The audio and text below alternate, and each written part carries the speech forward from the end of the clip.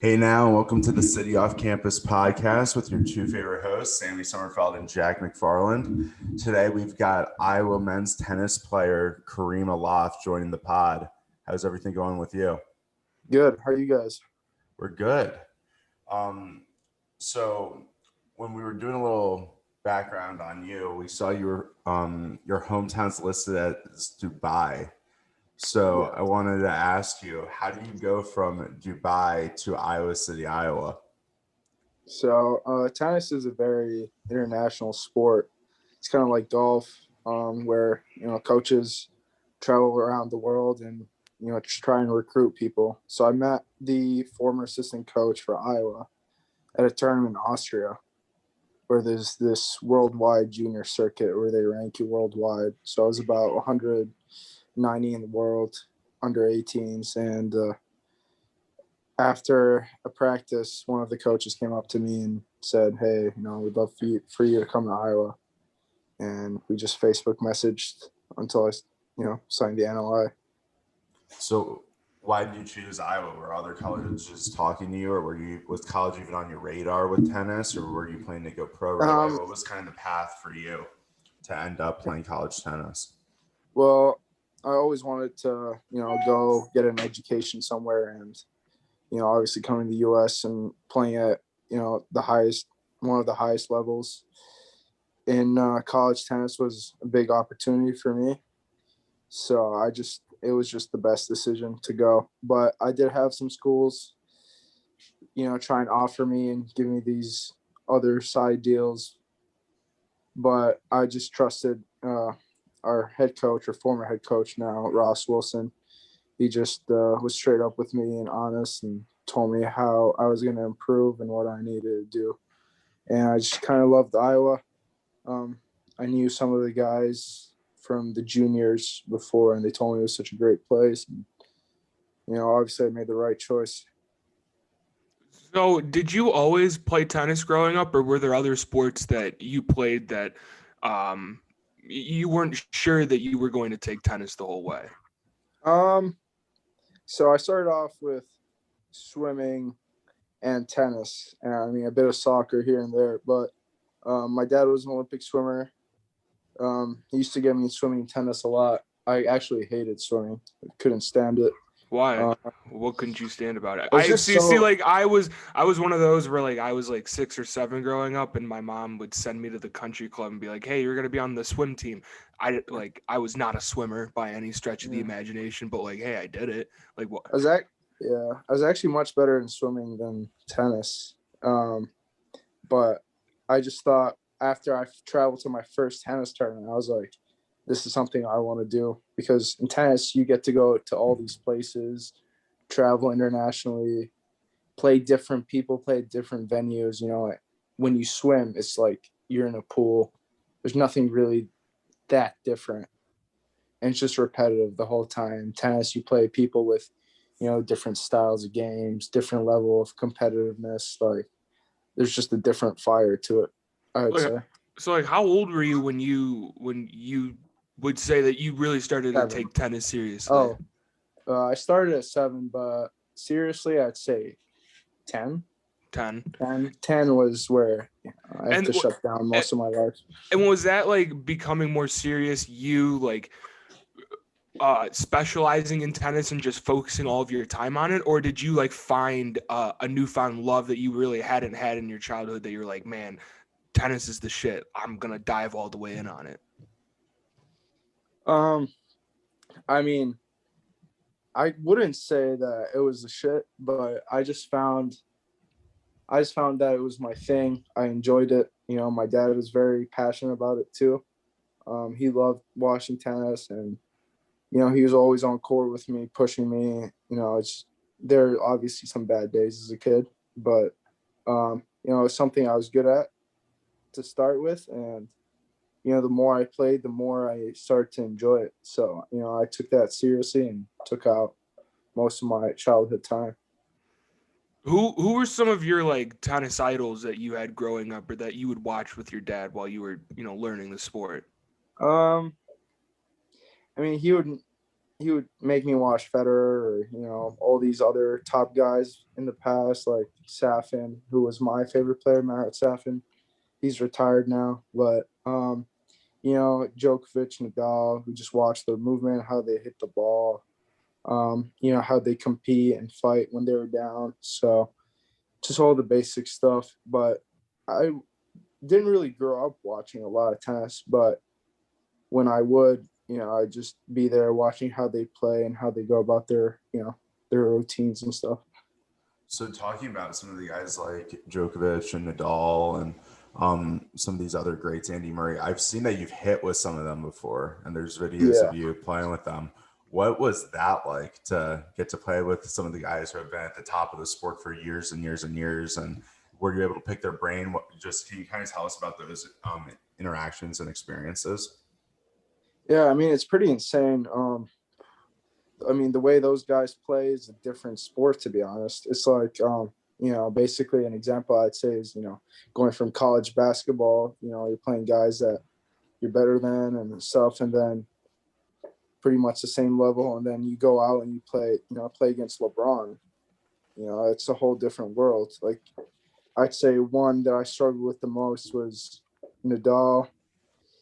Just the way he hits the ball is just absolutely monstrous. With Djokovic, it's like you're playing with the wall, but the wall's about 6 feet away from you. The ball is just coming back straight away. So, the way those guys, do their routines, basically, their whole life, it's pretty crazy, the way they go about themselves and how professional they are and how they take care of their bodies. So from those experiences and engagements you've had with them, what have you been able to take away to apply to your game? Or what were you able to learn? Or did hitting with them bring more confidence to your game? Or what were some of the things you've learned from those interactions? Just honestly, I mean, I didn't expect that level of intensity to come through, just because watching them on TV, you'd be like, I could grab a couple games off them and stuff. But when you actually go hit with them, it's a whole different level. And the intensity just goes up big time. So I've added, try and hit the ball with more intensity, move a lot quicker. Obviously, the discipline part was more shocking to me.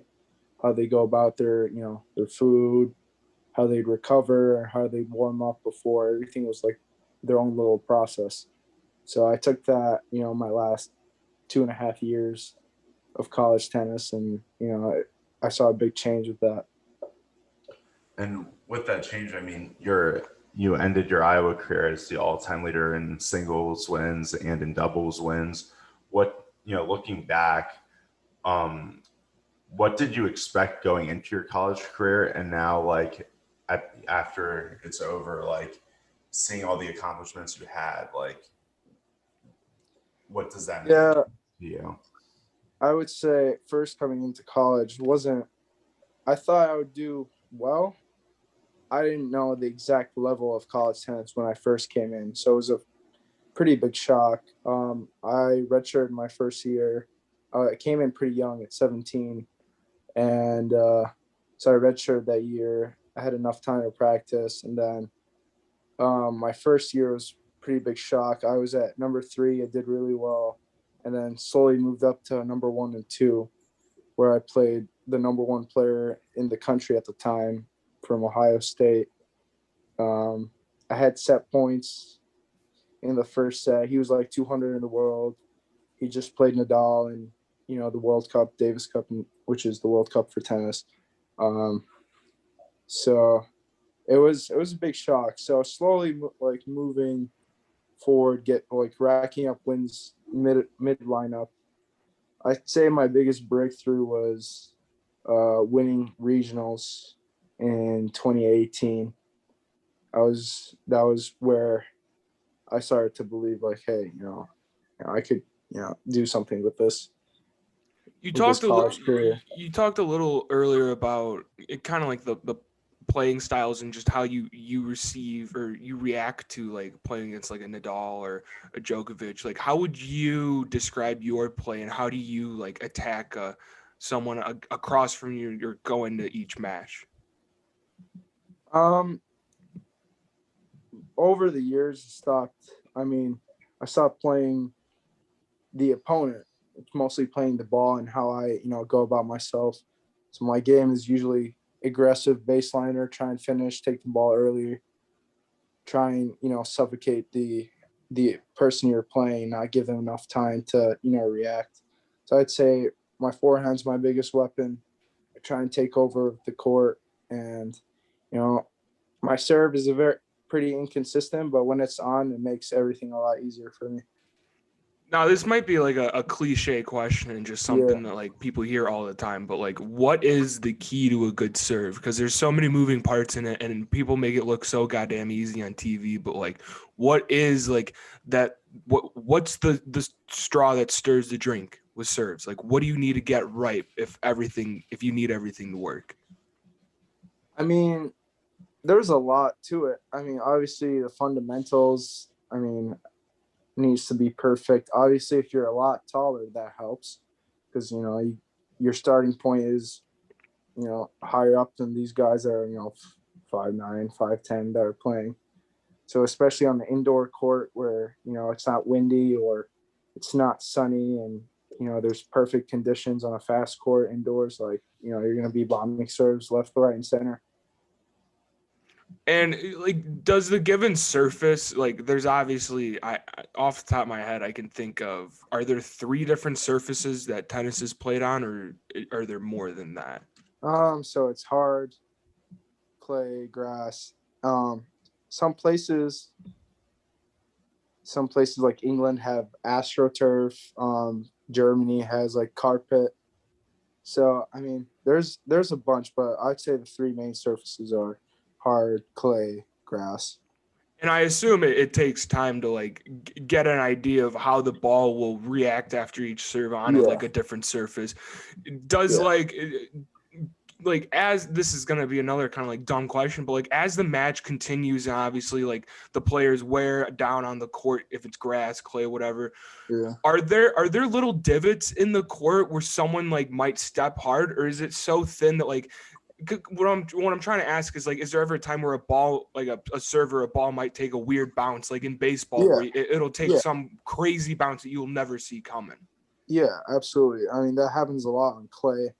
The more you play on it, usually, there's like this, I don't know how you call it, but someone like measures out the court or like resurfaces it. Yeah, like they grade it and level it. Yeah.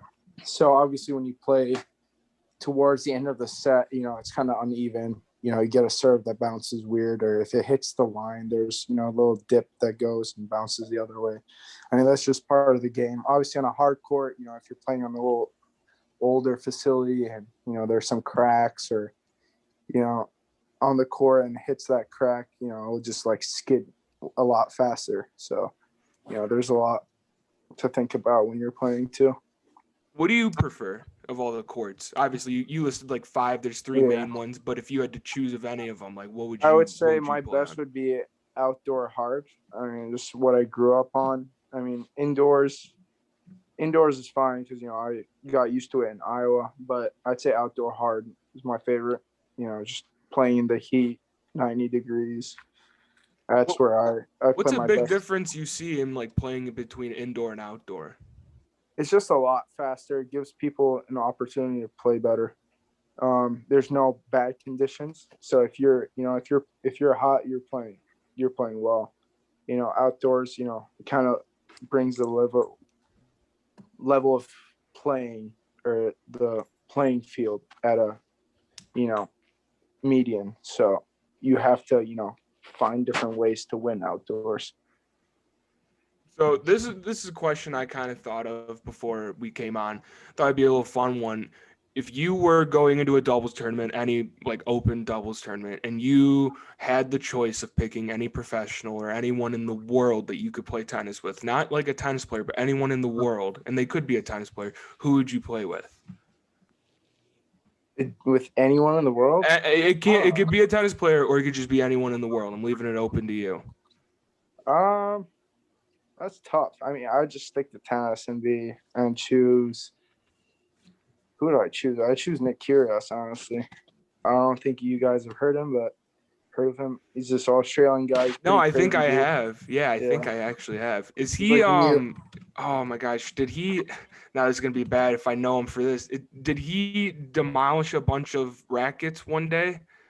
Like did he bang them on the ground or I am I mean, thinking of someone he's else? known for that. Okay, Yeah, I'm he's known just for that. yeah. I know there's some videos of people that are just like imprinted in my mind of them banging a Yeah. racket on the ground. I mean, that's Yeah. the one thing to I mean, remember, he's but- pretty funny, dude. Obviously, world class talent. He's a top 25 in the world. I'd love to play with him. Just pick his brain, see what he's about. But yeah, I think that would be really fun.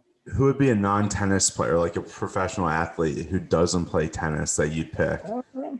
If you had to pick in a match where it's like two tennis players on two teams and then two non-tennis players. I don't know. I'd love to play with Kobe Bryant, but can't do that anymore. Rest in peace. But I'd honestly, right now, if I could go back in time and choose that, I'd choose Prime Jordan. See how he would do on a tennis court and how he'd react to losing points. I feel like that would be pretty nuts. I think there'd be a lot of smashed rackets. Yeah. Or there'd be a lot of asking the Yeah. judge if he can slip him a 50 and get an extra point or two. Yeah.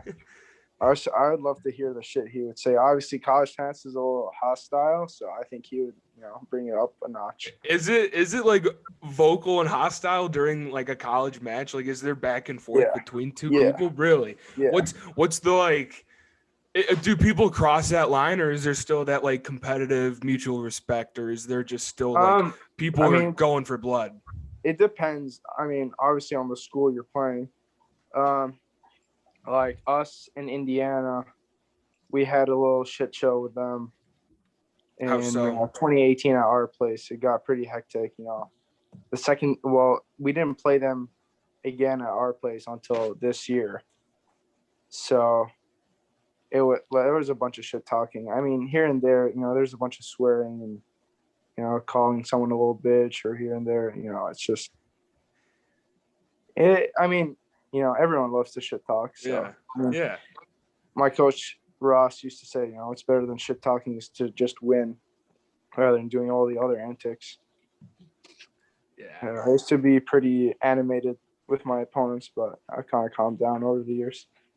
What made you calm down? Did you didn't want to be like that anymore, or did someone say like, hey, like you gotta tone it back? I mean, some of my teammates would say it. I had an incident in Minnesota where, I'm not going to talk about it more, but that was the point where I was like, all right, I gotta, stop being an idiot.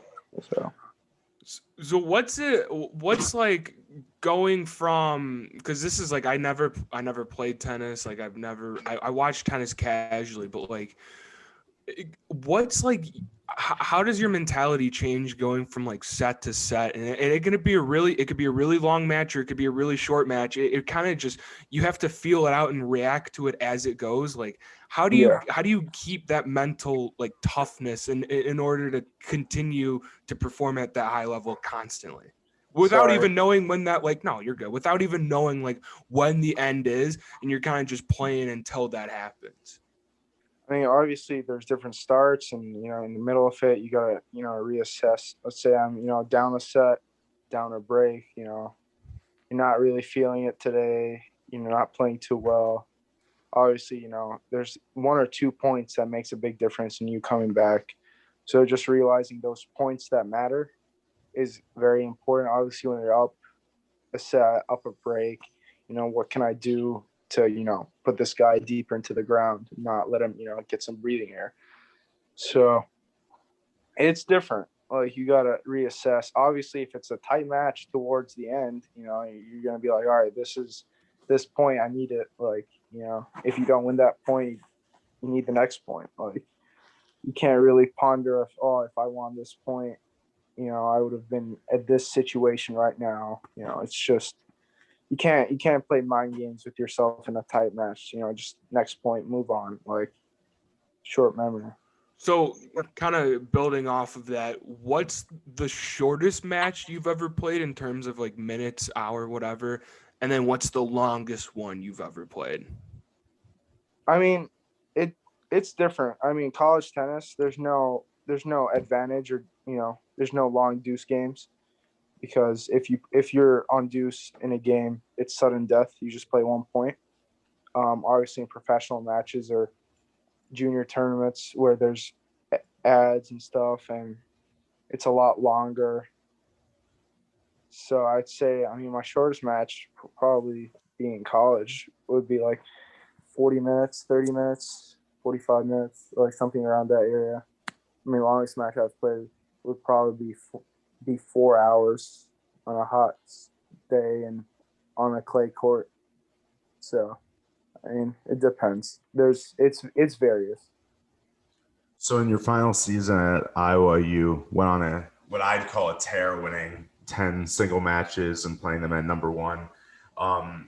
When you and your teammates found out the program was getting cut, what was the mentality going into your final season? I mean, obviously, we had a little bit of distaste from the athletic department, but we try to play for ourselves. Obviously, it's super tough in a college atmosphere. There's three main things you're playing for: your team, you're playing for your university, and you're playing for yourself. So we had two of that, and the school aspect wasn't there. We wore all our pink shirts and stuff and try to make, a peaceful protest, I'd say. But it kind of went down the drain. It was a little tough, but, there's a lot of anger and resentment towards many people that I'm not going to state. But it was hard. It was hard to, on a day-to-day basis get, everything going, especially for myself. It was hard for us to keep going when we'd lose or when we had a tough run. It wasn't where last year, we were full on going crazy. We're number 20 in the country. Going into Big Ten season, like 1-0 or 2-0. We're 12-2 regular season record. That's where we had all the right pieces. So with that, was this season, did it bring the team closer together then? Because there was kind of Yeah, it did. And I mean, also it kind of, some people were already transferring. Obviously myself knowing it was over for me. Obviously it wasn't the ending we wanted, but obviously as individuals we became a lot closer. But I mean, some people were already checked out, transferring, going their different lives. There's just a lot to think about. Like, you just got stripped away of, your second home. So now you're out there scrambling, looking for other schools, getting these offers from other schools, like trying to figure out, how much scholarship am I going to get this year? Like, what's going to happen if I don't perform this season? And then other schools going to think, why did we get this person? But there's a lot of playing parts to it. Obviously our coaches, they both found new coaching positions, but, for them it's also super stressful knowing that you don't have a job at the end of May or June, wherever it was. But, it's just, there's a more reality aspect to it, playing a season when your team is cut than, just playing the whole way. It's just more of like a mental warfare, I would say. Just all these things coming together. Obviously for me, I didn't have that next step because I knew what I was going to do after, but it was tough. I could see myself and everyone, suffering on a day-to-day basis. How did the team push through some of those struggles and some of those stressful moments where, everybody's trying to figure out their place, everybody's trying to figure out the next step while trying to have their final season as Hawkeyes? I mean, we were just trying to have fun out there. We were just compete, play hard, play for each other, try and be loud as possible, just have fun with it because it was going to be the last ride for us. And we knew it was ending, so we just had to make the most of every match we played. When you found out that the program was getting cut, did you find out through social media? Were you guys told beforehand, before this was announced to everyone? How were you told, or how was the team told about this decision that was made?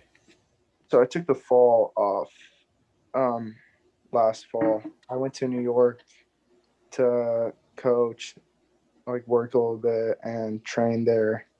And I found out on a text from my coach saying, "Hey, I'm so sorry. I can't believe they did this to us." And I'm like, "What the fuck is going on?" And I go on social media on Twitter and I see, Iowa cuts 4 programs. And I was in shock. And an administrator for us sent me a text, and obviously I was very heated. I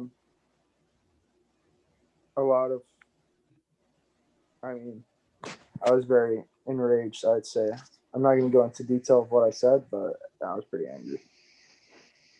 So was my teammates. I'm sure they're also heartbroken. I wasn't with them at the time, but they were there in that meeting where Gary Barta came for 5 minutes and told everyone that their program was getting cut. So I think that was pretty bad. We haven't heard from him since. Wow. So he hasn't said a word or, congratulated anyone or for their time at Iowa or thanking them. So it's a little bittersweet. I hope his contract doesn't renew in 2021. So it's kind of hard to put it into words, but every time I think about it, it's just distasteful. So what are you up to now after Iowa? What are you doing weekly, daily basis? What are you doing now? I've taken an extended break now. I've just been working out every day, coaching on the side. I still have my master's to finish. I'm going to stay in Iowa for another year. Once I get back, I'm in New York right now. So once I get back from there, I'm going to start training again, start playing some pro tournaments. But that's all I've been up to. So like, how often do like pro tournaments happen? Like what's like a basic, like if you were in playing time everything right now, like how often would one be? What would your like break time be between each one? What does that look like? It would be like 3 tournaments in a 3-week span, and probably take a week off, 2 weeks off of like tournaments. You just practice and then go to the next tournament. It's kind of like golf. There's all these like small circuits that build up into the Grand Slams or the Masters and stuff like that. So it's kind of the same concept, but golf is more built for success, I'd say. Tennis is, you're either at the top, having most of the pie, or you're down there trying to get all the leftovers. So it's kind of like a jungle playing professional tennis. Where's been your favorite place that you've ever played so far? Any tournament? There's a lot. I would say. Well, you can give a top 3 if there's a ton. Then I won't break it down to one. My favorite places to play would be Qatar. Beautiful courts, great place. I would say Iowa City outdoors in the summer would be one of my favorite places. And I'd say back home too. Back home, I played one junior tournament there, and I thought, it was the best place to play in because I just grew up my whole life playing on those courts. What kind of conditions or what kind of court do you just like? Or have you been to one where you just don't like, you don't feel right there? Is there ever a feeling where you just don't feel like you don't feel, I don't know, comfortable because of just how the court is? One instance or one court or venue that I absolutely was terrible at was indoor clay. It was kind of like the sides were open and there's only a top, and it was just raining the whole time, and there was like rain kind of blowing into the side of the court, and the lighting was terrible, and I just felt like I was fucking stumbling everywhere. So it was pretty bad. Yeah, wait. There was only a top, Like, so it was like a tent almost. Like it was like structurally, it like looks like, and then it was just coming in through the insides, all like the misting and everything. Yeah. That sounds like the worst structured. It's tough. Yeah. I mean, it was, somewhere in the middle of Austria. I forgot what the place was called, but I mean, the courts are super nice outdoors. The indoor courts are kind of just like an emergency thing. So it was raining that day. It was my first round, and it didn't go too well, but So do you have any like pre-match superstitions or anything that you have to continue to do, or you go? It's just tennis. I just go. I mean, just warm up, hit for 30 minutes, intensely get a good sweat in. Listen to some good music. Not eat too much before. I like to come in a little hungry, but that's it. I don't have a specific routine. Just make sure I'm loose, my body's ready, and ready to go. What's the pre-match playlist? Just a lot of hip hop, a lot of pump up, rap. I'd say just get it going. A little Drake. J. Cole. All these other rappers. Try and get myself going. No, I'm good. No. Okay. Well, Kareem, we can't thank you enough for taking the time and do this. Obviously, it's a ton of fun to learn about a sport that I don't like watch a ton. I'm a casual tennis fan. I remember last year, I think it was last year, there was that big, it was Federer and Nadal.